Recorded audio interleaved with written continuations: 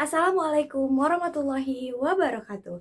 Hai everyone, perkenalkan nama saya Sinta Ratnawati dengan NPM 202023019 kelas akuntansi reguler semester 5. Saya membuat video ini untuk memenuhi tugas mata kuliah pengauditan 1 yang diampu oleh Ibu Dr. Marina Puspita, SIP, MA. Nah, saya akan mempresentasikan buku yang berjudul Auditing Dasar-Dasar Pemeriksaan Laporan Keuangan yang ditulis oleh Dr. Dian Noviani Rahmatika, SEMMAKCA, dan Eva Anggra Yunita, SEMACCAK. Di sini ada yang tahu apa itu audit? Secara etimologi, audit bermula pada abad ke-19 yang berbahasa Latin audire, yang artinya mendengar. Sedangkan orang yang memeriksa laporan keuangan disebut dengan auditor. Sedangkan menurut Conrad, mendefinisikan audit sebagai suatu proses sistematis baik secara objektif dalam memperoleh dan mengevaluasi bukti terkait asersi kegiatan dan kejadian ekonomi untuk meningkatkan keterkaitan antara asersi dan kriteria yang ditetapkan serta mengkomunikasikan hasilnya kepada pihak-pihak yang berkepentingan. Conrad juga menyebutkan beberapa tujuan audit. Yang pertama ada kelengkapan, yang kedua ada ketepatan, yang ketiga ada eksistensi, yang keempat ada penilaian, yang kelima ada pisah batas, dan yang terakhir adalah pengungkapan. Di sini kalian pasti bingung membedakan antara siklus akuntansi dan siklus auditing. Perbedaan antara siklus akuntansi dan siklus audit, yang pertama, jika siklus akuntansi yaitu mencatat dan menyusun laporan keuangan, sedangkan siklus auditing yaitu memeriksa dan menilai kewajaran atas laporan keuangan. Selanjutnya ada tipe-tipe auditor. Tipe-tipe auditor itu ada apa aja ya? Mari kita bahas. Pertama ada auditor independen atau akuntan publik, di mana auditor ini bekerja di kantor akuntan publik untuk melaksanakan atau memberikan jasa kepada klien. Yang kedua ada auditor internal. Auditor ini dipekerjakan pada masing-masing perusahaan untuk melaksanakan audit bagi manajemen. Yang ketiga ada auditor pemerintah. Auditor yang bekerja di instansi pemerintah. Dan yang terakhir ada profesi akuntan publik.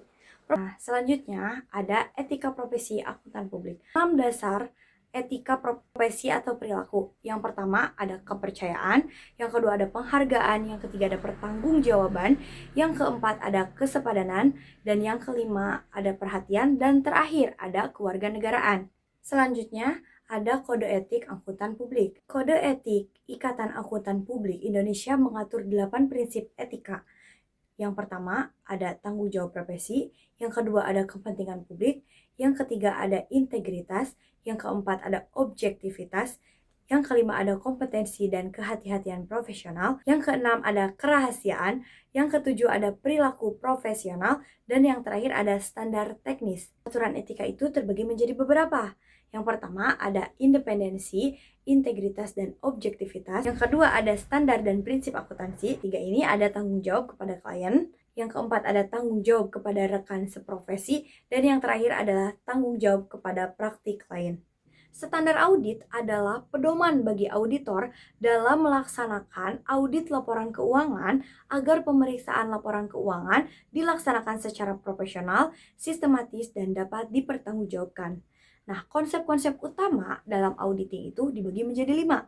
Yang pertama ada bukti audit, yang kedua asersi manajemen, yang ketiga materialitas, yang keempat resiko audit, dan yang terakhir ada spektivisme. Pentingnya standar audit itu apa sih? Nah, pentingnya standar audit yang pertama untuk menjamin kualitas dan konsistensi audit.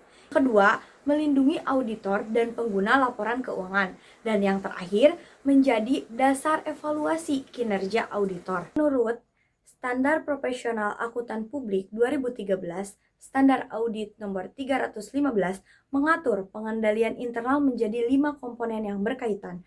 Yang pertama ada lingkungan pengendalian, yang kedua ada penaksiran risiko, yang ketiga ada aktivitas pengendalian, yang keempat ada informasi dan komunikasi, dan yang terakhir yang kelima ada pemantauan. Selanjutnya ada laporan audit.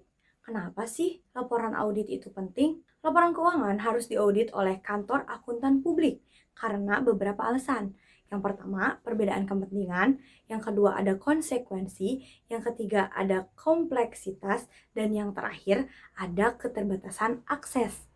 Menurut standar profesional akuntan publik, PSA 29 SA Seksi 508, ada 5 jenis pendapat atau opini audit. Pertama, ada unqualified atau wajar tanpa pengecualian. Yang kedua, ada qualified, wajar dengan pengecualian. Yang ketiga, ada tidak wajar atau adverse. Dan yang terakhir, ada tidak memberikan opini atau disclaimer. Selanjutnya yaitu ada bukti audit. Apa sih bukti audit itu? Bukti audit adalah semua informasi yang dipakai auditor untuk dijadikan dasar pemeriksaan sesuai dengan kriteria. Selanjutnya ada kompetensi bukti audit berupa informasi yang tergantung dari beberapa faktor. Yang pertama ada relevansi, yang kedua ada sumber bukti, yang ketiga ada ketepatan waktu, dan yang terakhir ada objektivitas. Selanjutnya ada kertas kerja audit. Susunan kertas kerja sistematis dibagi menjadi beberapa. Yang pertama, draft laporan audit. Yang kedua, laporan keuangan auditan. Yang ketiga, ringkasan informasi bagi penelaah. Yang keempat, ada program audit. Yang kelima, laporan keuangan atas neraca lajur yang dibuat oleh klien. Yang keenam, ada ringkasan jurnal penyesuaian. Ketujuh, ada working trial balance. Yang kedelapan, ada daftar utama. Dan yang kesembilan, ada daftar pendukung. Selanjutnya ada materialitas dan resiko audit. Materialitas adalah besarnya salah saji dalam laporan keuangan yang dapat mempengaruhi keputusan ekonomi pengguna laporan keuangan. Nah, penentuan materialitas sangat bergantung pada pertimbangan profesional auditor. Materialitas tidak hanya dilihat dari jumlah atau kuantitatif, tetapi juga dari sifat transaksi atau kualitatif. Misal, pelanggar hukum atau manipulasi laba. Misal, pelanggaran hukum atau manipulasi laba. Selanjutnya, apa sih resiko audit itu? Resiko audit adalah resiko auditor memberikan opini yang tidak tepat atas laporan keuangan yang mengandung salah saji material. Nah, semakin tinggi resiko audit, semakin rendah tingkat materialitas yang ditetapkan, sehingga prosedur audit harus lebih luas dan mendalam. Selanjutnya ada sampling audit. Sampling audit adalah penerapan prosedur audit terhadap sebagian elemen untuk memperoleh dasar penarikan kesimpulan atas seluruh populasi. Alasan penggunaan sampling. Yang pertama itu karena keterbatasan waktu dan biaya. Yang kedua ada populasi yang sangat besar. Menurut buku yang saya baca, ada 2 jenis sampling. Pertama ada sampling statistik, di mana sampling ini menggunakan teori probabilitas. Nah, yang kedua ada sampling non-statistik. Sampling non-statistik ini berdasarkan pada pertimbangan auditor. Pasti kalian gak asing dengan kata fraud. Apa itu fraud? Fraud adalah tindakan kecurangan yang dilakukan secara sengaja untuk kepentingan pribadi atau kelompok. Nah, fraud juga terbagi menjadi beberapa jenis. Yang pertama, ada penyalahgunaan aset, yang kedua ada fraud laporan keuangan, dan yang terakhir ada korupsi.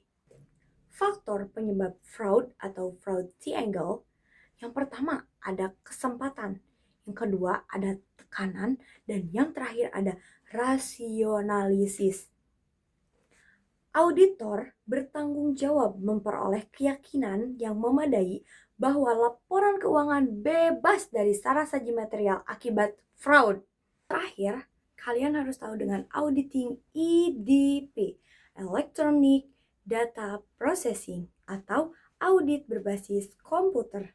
Ada 2 jenis teknik EDP. Yang pertama ada around the computer, yang dimana memeriksa input dan output saja.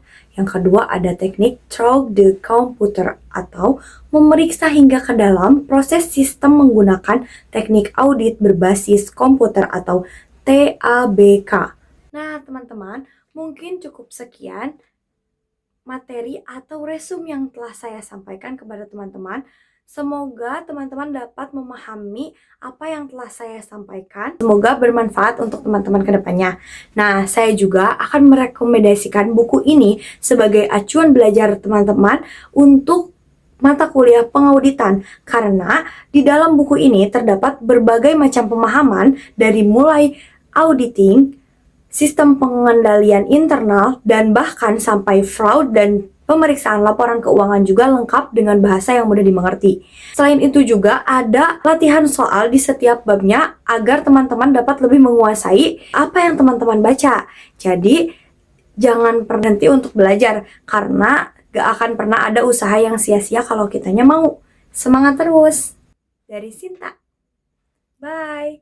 Terima kasih telah menonton. Wassalamualaikum warahmatullahi wabarakatuh. Goodbye teman-teman.